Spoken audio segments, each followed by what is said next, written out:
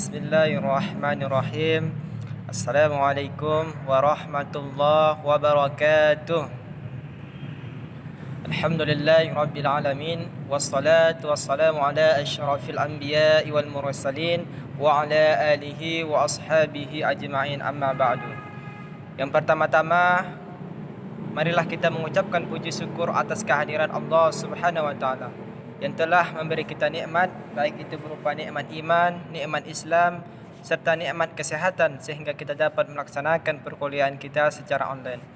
Salawat serta salam semoga tercurahkan kepada junjungan alam Nabi Muhammad Rasulullah sallallahu alaihi wasallam.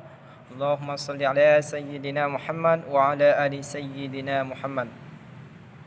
Mudah-mudahan dengan memperbanyak salawat kepada beliau, insyaAllah kita mendapatkan syafaatnya di yaumil mahsyar kelak nanti. Amin ya rabbal alamin. Kemudian yang saya hormati dosen pengampu Ibu An-Nisa Ar-Rumaisya Daulay, MPD Konseling. Kemudian yang saya banggakan teman-teman seperjuangan. Di sini kami dari kelompok 7 ingin mempresentasikan makalah kami, yaitu yang judulnya Memahami Masyarakat Islam dan Bimbingan Masyarakat, Problem di Masyarakat dan Peran Konseling Islami. Di sini saya sebagai moderator sekalian sebagai pemakalah.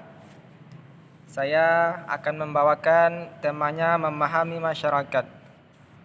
Umumnya masyarakat yang hidup dalam suatu wilayah ataupun negara tidak hanya terdiri dari tradisi budaya tunggal, tetapi terdiri dari sejumlah kelompok budaya berinteraksi dengan berbagai cara dalam suatu kerangka kerja nasional yang lebih luas. Konseling multikultural meliputi situasi di mana individu minoritas dari kelompok mayoritas yang berbeda namun memiliki keanggotaan kelompok budaya yang berbeda, misal variabel jenis kelamin. Dalam memahami klien perlu diperhatikan hal-hal berikut. Yang pertama, budaya. Menurut Fontres tahun 1986 menyarankan seharusnya ingat bahwa kenyataan klien adalah multikultural dalam perasaan atau pikiran sensi mereka yang telah dipengaruhi beberapa kultur. Kemudian yang kedua, intrakulture. Memperoleh gambaran seseorang yang secara kultural berbeda memerlukan usaha untuk memahami kultur yang dimiliki orang itu berhubung dengan kultur tersebut. Seseorang boleh berasumsi bahwa orang Jawa berbagai karakteristik budaya dengan orang Jawa lainnya, tetapi intrakultural atau perbedaan individu harus pula dikenali dalam intervensi konseling. Perbedaan intrakultural mungkin meliputi latar belakang pendidikan klien, status ekonomi sosial, akulturasi, dan latar perdesaan atau perkotaan mereka. Kemudian yang ketiga, subkultural atau cabang kebudayaan. Subkultural adalah rasial, kesukuan, regional, ekonomi atau masyarakat sosial yang memperhatikan karakteristik pola perilaku yang cukup untuk membedakan mereka dari yang lain dalam kultur atau masyarakat yang dominan. Kebanyakan kelompok budaya sesungguhnya mempunyai karakteristik kedua-duanya, yakni kultur yang lebih besar dan suatu kelompok budaya yang lebih kecil. Lebih dari itu, seseorang klien bisa merupakan suatu anggota beberapa cabang kebudayaan yang masing-masing yang memainkan peran konseling di dalam intervensi konseling. Kemudian yang keempat, ras. Hernandez tahun 1989 menuliskan bahwa ras mengacu pada suatu kelompok masyarakat, menggambarkan dirinya sendiri atau digambarkan oleh orang lain sebagai gal yang berbeda dari manusia lainnya karena karakteristik bawaan yang diasumsikan. Kemudian yang kelima, kelas sosial. Kelas sosial yang berbeda juga memainkan peran penting dalam menentukan bagaimana seseorang bertindak, hidup, berpikir, dan berhubungan dengan orang lain. Perbedaan nilai-nilai, sikap dan perilaku serta keyakinan antara kelompok-kelompok orang yang beragam kelas sosial ekonominya. Kemudian yang keenam, etnis. Etnis menggambarkan kelompok di mana anggota-anggotanya menyebarkan warisan budaya dari generasi ke generasi lainnya. Pedersen 2988. Etnis ini digambarkan diidentifikasikan atas dasar asal nasional, agama dan atau ras. Masyarakat serta Islam dan bimbingan masyarakat Islam. 1. Konsep Islam dalam memahami masyarakat. Islam tidak hanya mengajarkan untuk menjaga persaudaraan sesama Islam, tetapi Islam juga mengajarkan untuk menghargai sesama manusia. Ini terdapat pada Quran Surah Al-Hujurat ayat 13. Kemudian, hakikat masyarakat sesuai dengan skenario penciptaan manusia sebagai khalifah di muka bumi.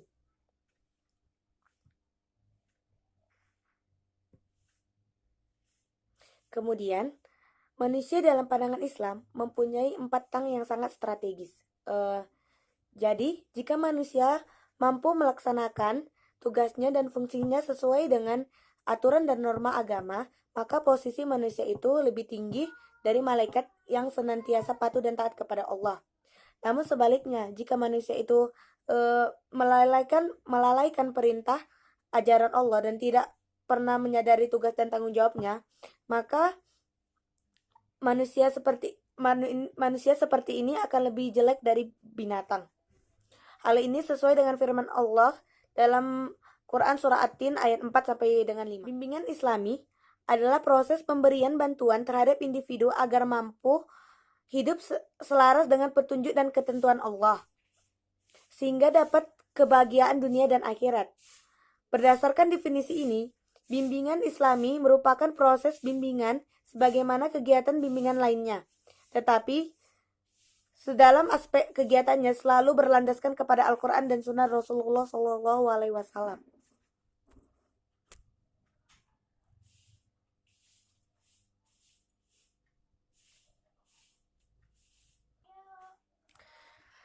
Dalam pelaksanaan pemberian bantuan dari seorang pembimbing atau konselor kepada kliennya, tidak boleh bersifat memaksa atau kewajiban klien untuk mengikuti apa yang disarankannya, melainkan hanya sekedar memberikan arahan atau bimbingan, bantuan yang diberikannya itu terfokus kepada bantuan yang berkaitan dengan kejiwaan atau mental, bukan yang berkaitan dengan material atau finansial secara langsung.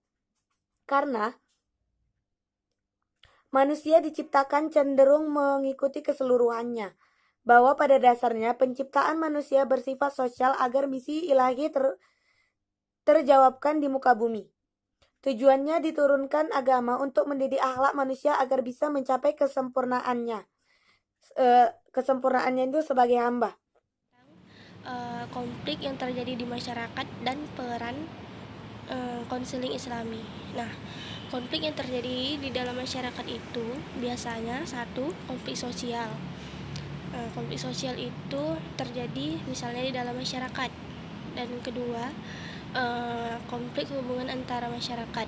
Konflik hubungan antara masyarakat itu seperti perbedaan suku, perbedaan budaya dan lain sebagainya. Kemudian ada konflik nilai, dan yang terakhir itu ada konflik struktural. Kemudian peran konseling Islami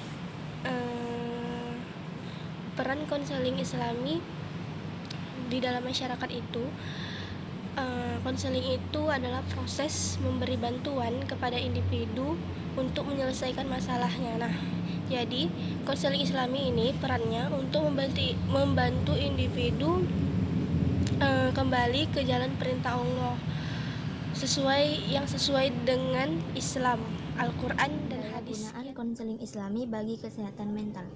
Pendayagunaan adalah hal-hal yang berkenaan dengan upaya kebijaksanaan memanfaatkan jasa konseling Islami sehubungan dengan pembinaan kesehatan jiwa manusia, khususnya bagi para klien. Pendayagunaan bimbingan dan konseling Islam bertitik tolak dari prinsip pemupukan jiwa agama pada diri konseli dalam usaha menyelesaikan problema kehidupan yang dihadapinya. Dengan penjiwaan agama, konseli diarahkan untuk menyadari dan meyakini bahwa tidak ada problema yang dapat diselesaikan asal saja ia dapat kembali kepada petunjuk agama dan penjiwaan agama diintensifkan sampai pada pengalaman ajaran agama.